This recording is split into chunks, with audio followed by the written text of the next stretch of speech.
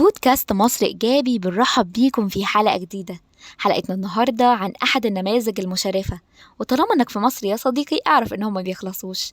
أحفاد الفراعنة دايما مبدعين ومبهرين للعالم كله، فحابين نشارك معاكم النهاردة قصة إحدى أحفاد الفراعنة المتميزين. حلقتنا النهاردة عن الدكتورة مها سعد زكي، رئيس قسم الوراثة الإكلينيكية بالمركز القومي للبحوث، وأستاذ علم الوراثة البشرية وأبحاث الجينوم. تعمل دكتور مها بمجال الوراثة البشرية منذ عام 1986، حيث التحقت بالمركز القومي للبحوث. وبعد الحصول على الدكتوراه في مجال طب الأطفال عام 2008، تخصصت في مجال الوراثة الإكلينيكية وخاصة الوراثة العصبية.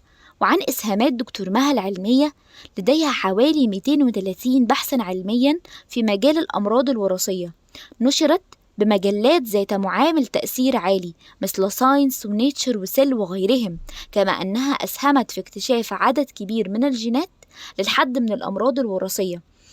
وساهمت أيضا في اكتشاف جين يسمى BCDH20، وهو الجين المسؤول عن الإصابة بعيب خلقي في تكوين المخ، يتمثل في التصاق جذع المخ بالمهاد.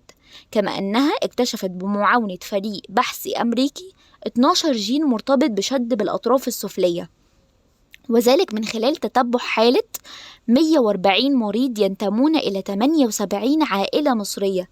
وهو البحث اللي نشرته ساينس وأدى لاختيارها في شبكة الترنح الشوكي والشد بالأطراف السفلية عام 2013. كما أنها استطاعت اكتشاف مرض وراثي نادر لم يكن معروفا من قبل، وقامت أمريكا بتكريمها بإطلاق اسمها على المرض ليكون متلازمة زكي نسبة إليها.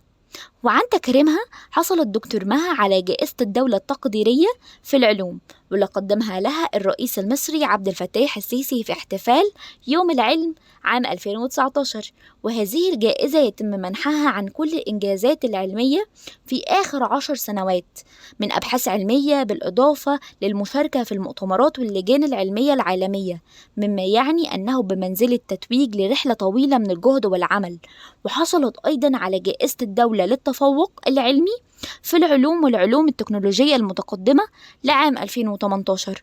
وفي عام 2011 حصلت على جائزة التفوق العلمي، وحصلت أيضا على جائزة أفضل باحث من بنك المعرفة بالتعاون مع مؤسسة كلارفيت.